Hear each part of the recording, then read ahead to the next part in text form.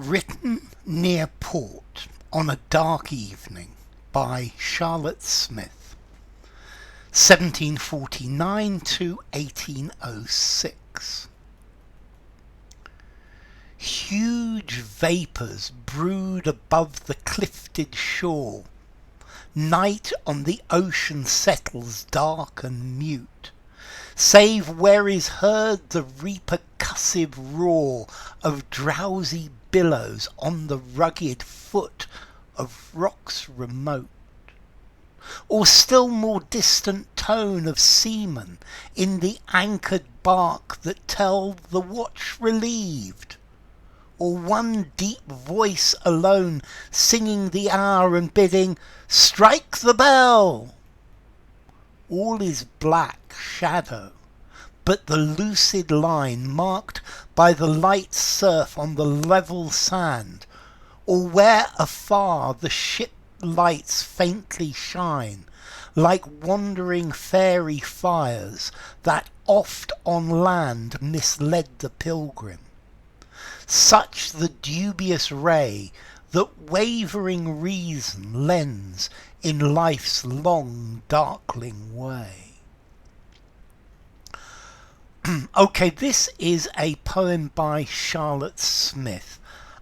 Charlotte Smith was the beginning of the Romantic poets. I think she was a stimulus for Wordsworth and Samuel Taylor Coleridge.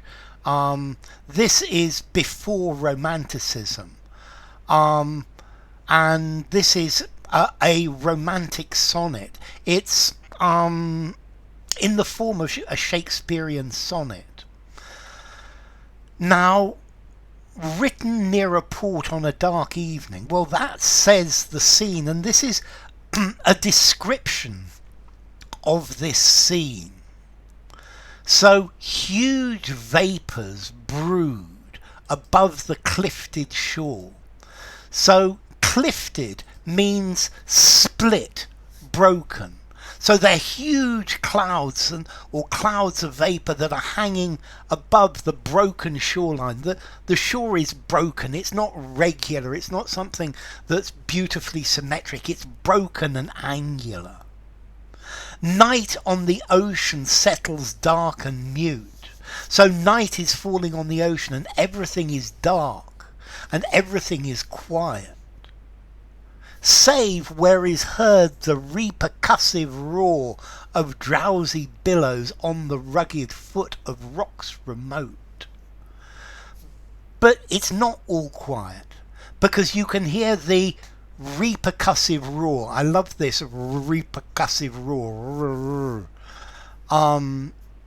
of drowsy billows. The billows are waves, or the foam or the waves breaking at the foot of these cliffs, these broken cliffs on the rugged foot of rocks remote. So there you can hear in the background there are the drowsy billows. You can hear the sea breaking against the foot of remote rocks. And look, repercussive roar, rugged remote rocks. Okay? So you can hear the sea breaking in the distance. Or still more distant tone of seamen in the anchored bark that tell the watch relieved. And you can also hear, but even further away, even more quietly, that there are some sailors in a boat that is at anchor, a boat that is in anchor, and the watch has been relieved. So it's time to change the watch, change the ship, the shift. It's between one shift and another. So if you look at this, we're between the shore and the sea. We're between night and day. Night is falling. We're this between one watch and the next. This has got this feeling of change, of being in the middle, at the cusp of change of different things. Or one deep voice alone singing the hour and bidding, strike the bell. 7 bells and all's well. Bing. Okay, the sailors used to ring the time every hour. And I love the image of this voice coming through the darkness from the distance. All is black shadow, so everything is dark. But except the lucid line marked by the light surf on the level sand. So everything is dark and shadow, but you can see the line between the where the waves are breaking on the sand. And here we have again the barrier, or the movement between the sand, land and the sea. And you can see the line of this breaking. Or where afar the ship lights faintly shine, like wandering fairy fires that oft on land misled the pilgrim.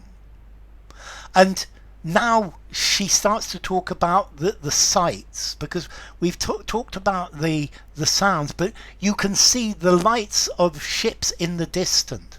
And these are like fairy fires, the fires of fairies. And fairy fires misled travellers, that often on land led travellers the wrong way. So this a wandering fairy fire, and this is misleading the traveller. And here now we have the volta, the change. Such the dubious ray that wavering reason lends in life's long darkling way.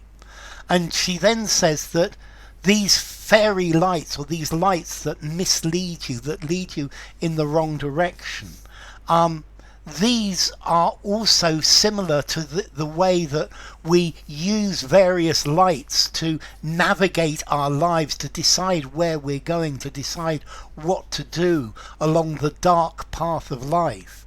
But we're using untrustworthy lights, untrustworthy ideas, untrustworthy morals, untrustworthy things to follow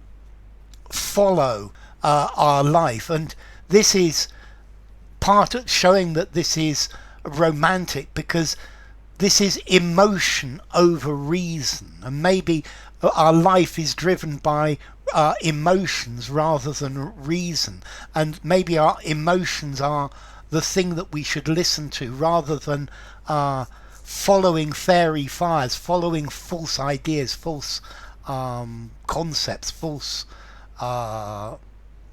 rules. So enough. If you enjoyed the video, give it a rating, subscribe to my channel, and I'll see you soon. Bye for now. Written near port on a dark evening by Charlotte Smith.